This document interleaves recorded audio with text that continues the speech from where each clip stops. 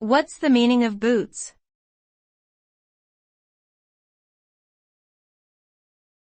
Boots.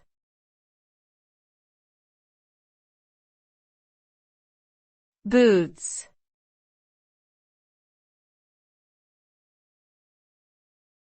Boots.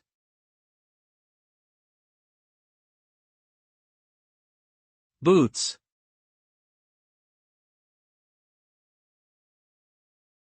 Boots is a noun that refers to a type of footwear that covers the foot and ankle, often extending up the leg. They are typically made of leather or rubber and are designed to protect the feet from the elements while providing support and cushioning for the wearer. Boots come in many styles, including hiking boots, cowboy boots, and fashion boots, and they have been worn by people all over the world for centuries.